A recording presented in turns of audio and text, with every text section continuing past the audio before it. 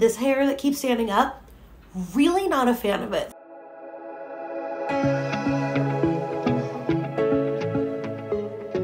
Five things to know about me. There's probably like some things you should know about me. Number one, I decided to move across the country to New York on a whim after a failed relationship. Yeah, that's the real truth behind what motivated me to get out of California. I'd thought about and softly applied to jobs out of state before, but last March was the proverbial straw that broke it all.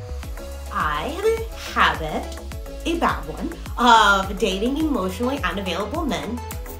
Don't worry, I'm in therapy.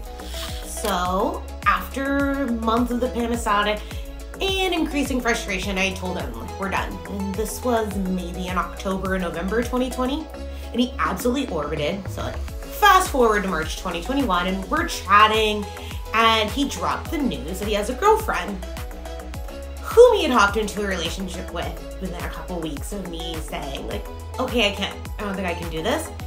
I'm like, look, I'm far enough away from all of this that I can see clearly, but in that moment, I'm going to be very honest, that I was hurt and doing a what the fuck. And that night I tweeted that one day I will live in New York. I'd already been looking for a job, and I officially only started looking in New York. Luckily, it all worked out, and within a month, I had an offer for a role in New York City. Let me know in the comments if you want to know more about what happened with Michael, or perhaps the many other relationships that I've had that I've failed at. And yes, I will be chronicling my dating life.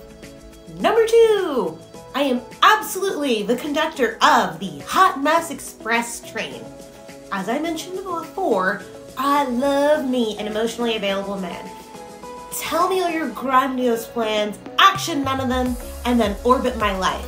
It is absolutely the quickest way to my heart. I'm also bad with money. It's shocking that I don't have actual holes in my pockets. And truthfully, like, we don't talk about money enough, and how so many people live paycheck to paycheck, that credit scores are a scam. Personal opinion, chill. What debt resolution looks like realistically, the privileges on the other side of financial stability and comfort, and all of those other things. So yes, you'll be watching me as I navigate this area of my life and try to do better. Keyword being try. Number three, I make therapists and psychiatrists rich, honey. Okay, but in all seriousness, I do battle with chronic anxiety, depression, and ADHD.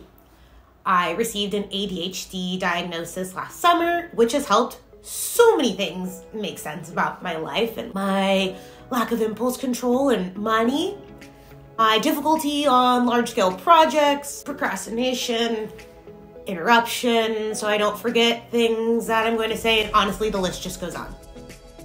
Now, the really fun part of all of this is trying to navigate the U.S. healthcare system for mental health services. If I thought that my life was a joke, please enter the U.S. healthcare system.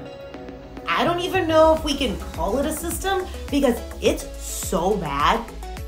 And I know I am quite privileged because at the moment I am gainfully employed with decent insurance, and even then trying to find someone who accepts my insurance and all of those things has been an absolute nightmare.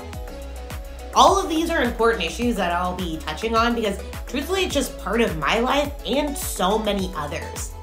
4, I'm a dog mom to an adorably needy pup named Stark.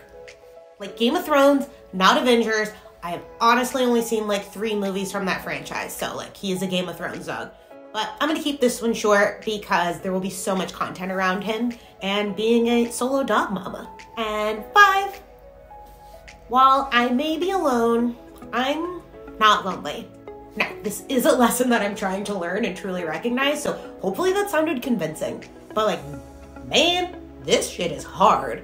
We are living in a society that has pushed us, especially hetero cis women such as myself, to see having a partner as the ultimate goal. And that if we don't have one, there's a lot of internalized failure, at least for myself. And I know in my bones that that's just not the truth, and I want to start living that way.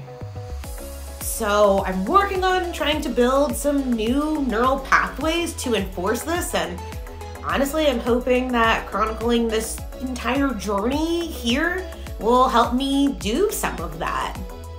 Okay, that was a lot, and truthfully way more than I intended, but gotta start somewhere, right?